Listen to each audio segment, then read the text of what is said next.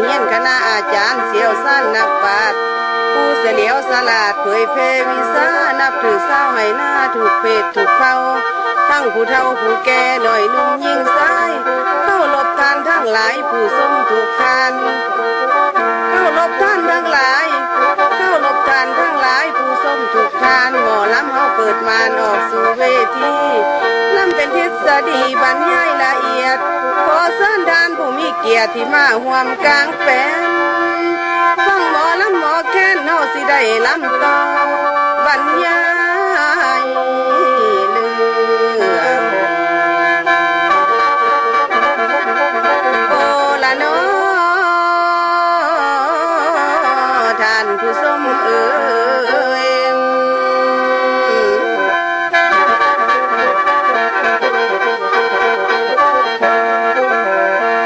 อันนี้เราฟังเอาทอนฟังก่อนดีก่อนฟังเอาทอนฟังก่อนแบบใหม่ทั้งสมัยหอบหูเห็นแจ้งเหตุการณ์สาวหนาวกับทุกบ้านเคยใส่แต่ปุ๋ยเคมีแต่ผลดีผลเสียบ่สั่งสายมันแจง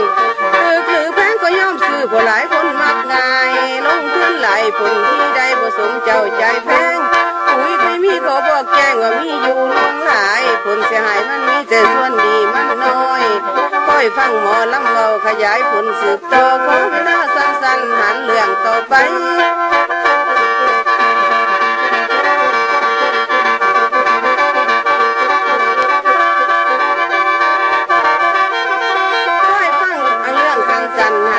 ต่อไปผลที่มีที่ปุ๋ยที่มีที่เฮาใส่มีอย่างใดเป็นผลดี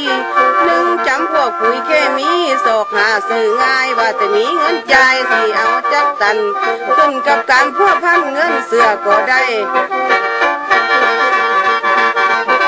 ข้อสองเวลาเอาน้ำใส่สะดวกสบายยามหวานเฮาผายใส่หน้าใส่ให้ผลผลิตออกให้ก็ถือว่าได้หลายการเอาไปใส่กบบ่ยากบ่ซ่าหน้าสองสามเฮกตาร์วันเดียวก็ทั่ว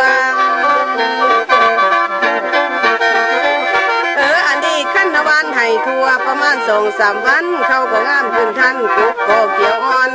งามไปทั่วทุกบอนที่เฮาหวานปุ๋ยถึงขั้นเป็นงามบ่หึงเฮาก็หวานตื่มใส่ผลผลิตออกให้ก็ถือว่าได้ดีแต่หากปุ๋ยเคมีมันส่งผลให้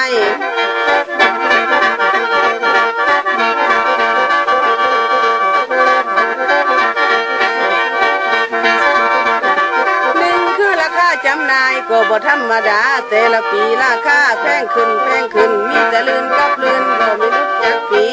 เพราะว่าปุ๋ยเคมีมาจากต่างประเทศสองการใส่ปุ๋ยเคมีเป็นสาเหตุพาให้เสียดินหน้าในปีต่อมาหน้าแข็งกว่าเก่าปุ๋ยต้องเพิ่ม2 เท่าในปีต่อมาซ้ำบ่พอดินหน้าก็แข็งขึ้น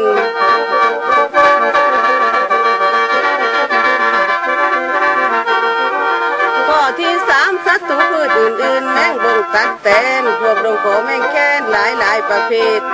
ตามที่เราสังเกตผลผ่านกายมาปุ๋ยเคมีใส่หน้าบงแมงหมากแกวนข้อที่4นั่นแม่นเรื่องสารเคมีต้องระวังให้ดีสารเคมีตกค้างเกิดปัญหาต่างๆเป็นพิษเป็นภัยอนาคตต่อไปสิพาเสียสุขภาพท่านผู้ชมได้ทราบหันเปลี่ยนทันทีมาใส่ปุ๋ยสันดีที่หมอลำเบาตองนี่เสื้อมาพังลำต่อเศร้าเกษตรกรมาฟังเอาตอนคุณชีวภาพขอประกาศให้ทราบว่ามันดีแนวใดจัดเอาผิดเนื้อในผลดีละเอียดจัดให้เป็นเนื้อในผลดีครบถ้วน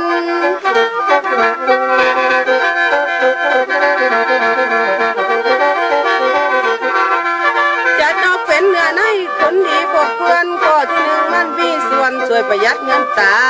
ใหญ่กันในราคาซื้อแบบลดผ่อนเป็นยกตัวอย่างคือห้ำอ่อนก็ซื้อตามหุ้นสีหรือขี้เก็บก็มีหาใส่ก็ได้คุณที่นำหาใส่ก็มีอยู่หลวงหลายคือขี้วัวขี้ควายขี้หมูเป็ดไก่ขันห่อใจใส่มักศอกมักหาก็บ่เปลืองเงินตาช่วยประหยัดรายจ่าย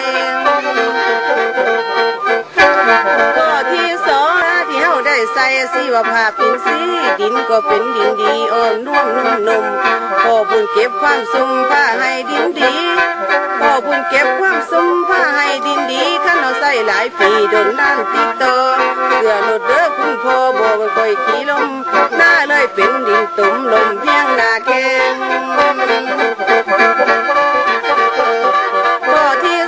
วิธีการปรุงแต่งก็บ่ยากบ่ซ่าเฮาผลิตใส่หน้าใส่สวนก็ได้หรือสิใส่ต้นไม้ก็เป็นวากดกหนาทั้งบ่มีปัญหาสมบูรณ์ทุกอย่างข้อที่สี่เรื่องบ่งแม่งต่างๆก็บ่ค่อยมากวนเฮาเฮ็ดตามกระบวนวิชาการละเอียดแม่งก็บ่มาเบียดมาแทรกมาแซงพวกหลักแต่แม่งแข้งบ่งแม่งดวงบัวข้อที่ห้าขันธวันให้ทั่วโดยเฉพาะนาปีเขาก็งามอีหลีแต่ก็พวกใหญ่มากผลที่ออกใหญ่ก็ห่วงให้ใหญ่ดกหนาวาดพันละหน้าความงามของเขา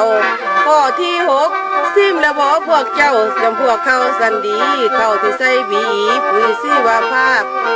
เข้าที่ใส่บีปุ๋ยชีวภาพทานผู้สมโปรดสาบทั้งแสบอ่อนหอมหวานกินอิ่มแล้วพ่อปานได้กินยาวิเศษตามวันนั้นสังเกตพวกที่ใส่บีสุขภาพเขาดีแข็งแรงสดชื่น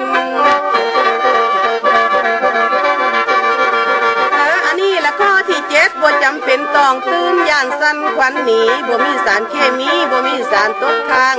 ปลอดภัยหมดทุกอย่างถ้าใส่พุ่นบีถือเป็นพุ่นสันดีนำมาเผยแพร่จำไม่ได้พ่อแม่สาวให้สาวหน้า